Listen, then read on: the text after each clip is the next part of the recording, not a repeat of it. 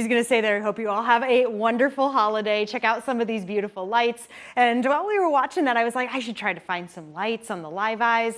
Well, I got some traffic lights. Does that work? All right. This is the brightest one I could find. And honestly, it's not a bad one either. Many of us headed out and about either tonight, tomorrow morning, and really through the rest of the week for traveling. And things are looking a-okay across the area right now. So some good news there. Mind you, temperatures are dropping. We've dropped now to 28 degrees in Dodge Center, 26 in Owatonna, many of us falling below the freezing point as that dark blue continues to spread across the map.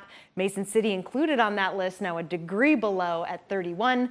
Plenty of 32s and New Hampton sitting at 33, so a few of us still above the freezing point, but we're all going to be falling below it as we come through the night. Most of that due in part to some relatively clear skies. We do have some thin clouds moving over the area as we speak. These clouds will thicken up as we get later into the night. Not to mention some mostly calm winds from the north. This is due in part to some high pressure. Now this is breaking apart. It is weakening, so that's what's going to allow for these clouds to ultimately move in, but it should be keeping us pretty dry throughout the evening and into tomorrow morning.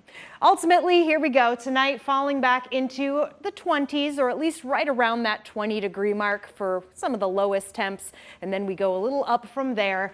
But these temperatures still pretty good compared to, say, the negatives. There are no sub-zero temps there, and I'm a happy camper when that happens. All right, let's move over to Futurecast because I mentioned this at the top of the newscast, that possibility for a little fog. Well, here it is. This is around 10 p.m. It has developed, but it's not going to be sticking around for too long. That being said, there is that little chance that some of this could be freezing fog, causing a few slick spots on surfaces, but it does move away fast, kind of blinked right off the screen there. And by the time we do get into our Wednesday morning, the clouds have thickened up, they've come back, but we've also got the southern stream of winds back in play, so temperatures expected to climb above the freezing point again.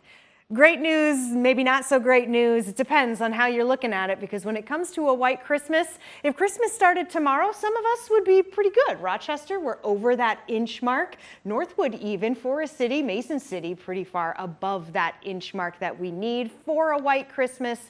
Sadly, though, it doesn't start tomorrow, and to be honest, most of us not looking at having a white Christmas this year because, well, look at these temperatures. Plenty of melting taking place as we get above that freezing point, as we saw plenty of it today, and of course, as we head into the Christmas day itself, temperatures still above freezing. Then Friday and Saturday come, Cammie, those temperatures really climbing up, but it really signals a big change as we head into Sunday as temps crash, getting back around 20 degrees on a breezy Sunday.